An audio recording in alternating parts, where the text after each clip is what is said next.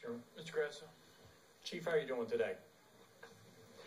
Very good, Councilman Grasso. Thank you. Chief, you know, the way I keep hearing things from my colleagues over here is what I'm hearing is their constituents are worried, excuse me, of the operation of the police department.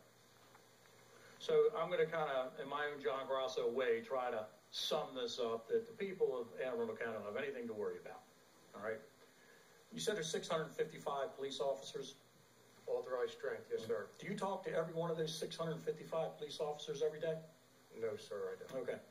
So, in other words, if you were to quit today or not come to work anymore, who would be the next person in charge of the command? It would be my assistant chief, Emerson Davis. Okay. Does he talk to the 655 people every day? No, he does not. Okay. So, if a police officer comes into work today, who's the direct person that they report to? It would be their direct supervisor, or sergeant, or lieutenant, depending upon who is in their chain of command. There's several levels of chain of command. Okay. So generally, in everyday type of work, whatever the case may be, police officer comes in, would talk to maybe to the sergeant or probably the lieutenant, but he wouldn't call you up and say, "Hey, Chief, how are you doing today?" That is correct. And none of the 655 people call you every day and say how everything's going. That is correct. Okay. So it's pretty safe to say that if the whole top of the police department was just wiped out for just some crazy reason, those police officers are going to still come in, go to work every day, talk to that sergeant, still talk to that lieutenant without calling the chief of police or second in command. Is that a fair statement? That is correct. Okay. So I wanted to be understood to my colleagues and probably to most of the people of Anne Arundel County. What is right here may be a serious thing, may not be a serious thing, but it doesn't affect the protection of the constituents of Anne Arundel County.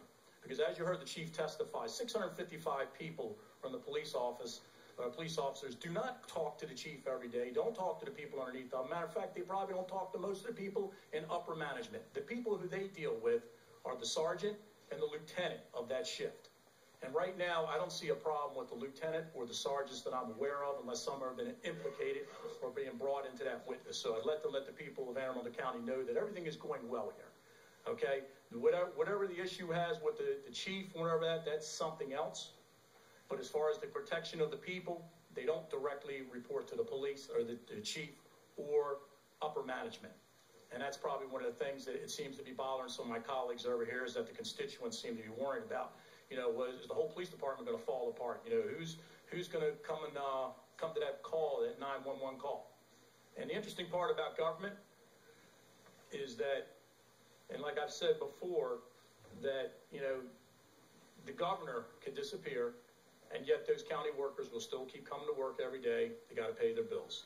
They're still going to do the job the best they know how to do. And I'll say the same thing about the police officers. They do a great job for what we're doing.